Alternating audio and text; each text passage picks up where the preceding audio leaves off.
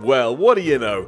Kenny Omega and Kazuchika Okada went at it again for the third time, and it was awesome. So that's 3 matches or a trilogy that have just raised the bar for pro wrestling and made us go all into argument mode about which one was best. Oddly enough, there's loads of these lurking in the depths where pro wrestling is concerned. So much so, it's weird that the likes of WWE don't do more, because when they work, my gosh, they work. So why not try and make this happen on a more regular basis? I'm Simon from What Culture, and this is the 10 best wrestling trilogies. Number 10, John Cena vs Kevin Owens. People seem to forget this was a trilogy these days, but when Kevin Owens did first turn up on the main roster and went straight after John Cena, the two engaged in 3 excellent matches that made me happy inside my stomach. Going down the Elimination Chamber, Money in the Bank and Battleground, it shocked the world at first because Owens won. He beat the face of the company, and just like that, he was off to the races. It was great. Of course, Cena would come out on top when all was said and done, but given how good each of these was and what shape it left Kevin in afterwards,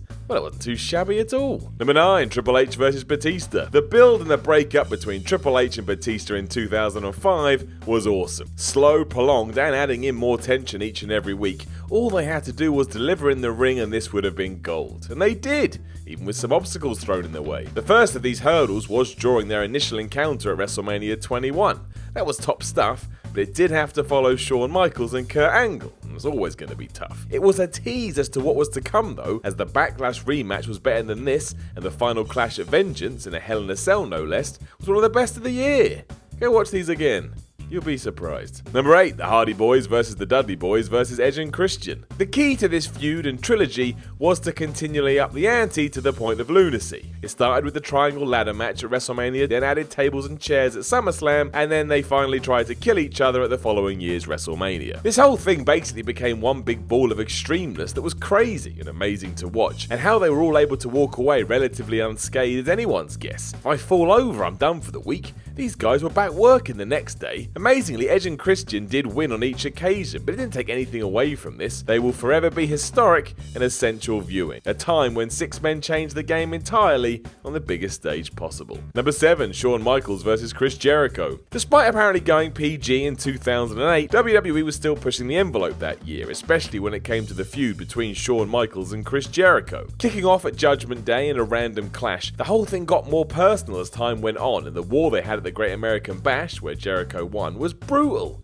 Basically destroyed HBK's eye. They took a step up further with an unsanctioned street fight 2 months later at Unforgiven, and this all culminated in a ladder match at No Mercy. Each one just highlighted these 2 premier workers, showing everyone why they'd earned this reputation to begin with. Timing, poise and skill. This is wrestling done right. Number 6, John Cena vs AJ Styles. Despite being nuts to begin with, who ever thought this encounter would happen? The 3-match series between Cena and Styles just got better and better as it went on, and may be the best in-ring work Cena has ever done. Starting at Money in the Bank in 2016, which was solid to say the least, they utterly destroyed that at SummerSlam, having one of the best WWE matches in years. How that could ever have been beaten was anyone's guess, and yet then the Royal Rumble rolled around, and that was better still. Amazingly as well, Styles won the first 2 bouts, with Cena taking the third, but what a rub for the former TNA man. No one saw that coming, but it just added to the mystique this all had.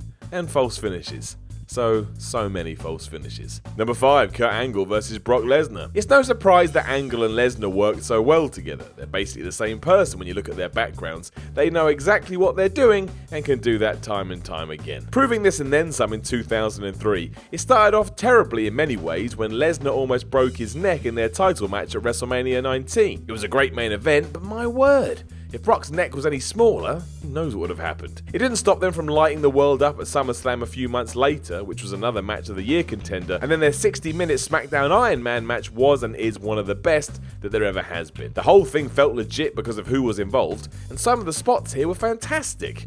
This is one that will last forever.